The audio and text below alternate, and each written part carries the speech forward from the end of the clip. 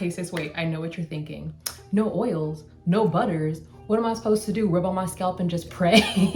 Okay, before we get into this, let me just say, I'm not saying that butters or oils are necessarily bad, but what I am saying is that sometimes we focus so much on oils or butters that we're not thinking about the underlying reason as to why our hair isn't growing or being protected.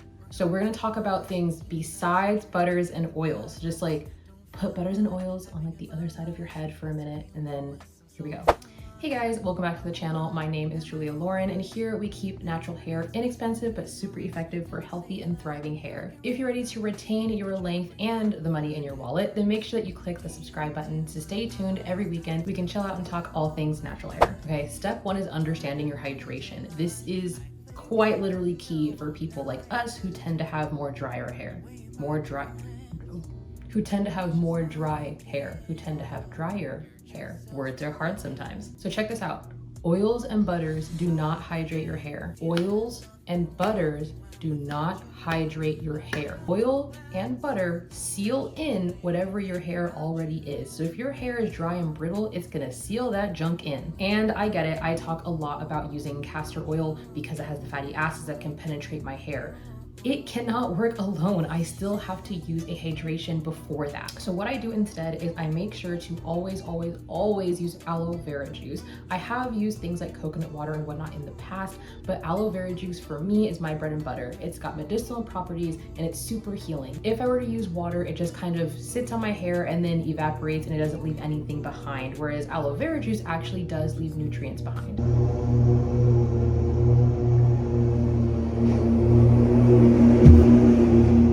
Step number two is strengthening your hair. When my hair doesn't get the nutrients that it needs, it starts getting very brittle and it starts breaking off really easily. And while herbs can definitely help with this, it doesn't have to be in an oil, because remember, if we're putting herbs in an oil and putting oil on our scalp, on our hair without moisture, we're not really doing much except exacerbating the problem. Instead, it's way better to opt in for an herbal tea rinse. So for example, hibiscus tea for some added flexibility and strength, or fenugreek tea for some added moisture and growth. Please notice how I said herbal teas. Using tea like black, green, white, Earl Grey, and so on and so forth, tea with actual tea leaves does have caffeine, and you will have to follow up with a deep conditioner afterwards. Using tea rinses strengthens my hair without the heaviness of oils or butter. And then step number three, protecting your ends without heavy oils or butters. When you leave your hair exposed, as I kind of technically have right now, your ends are more tend to breakage. A lot of us already know that oil and butters seal in moisture. We're often tempted to use those same products in order to seal our ends to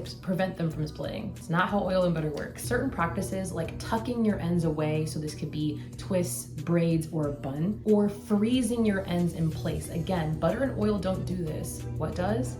Gel. These things do prevent your hair from breakage because you're not having the friction of your hair rubbing up against each other, your clothes, whatever it is that you have in your hair, and so on and so forth. Knowing what you know now, have you been using your oils and your butters? Have you been using your oils and your butters properly? If so, comment seal those ends down in the comments below, and then like this video so that YouTube knows that this is the kind of content you want to see. And with that, I'll see you guys in the next one.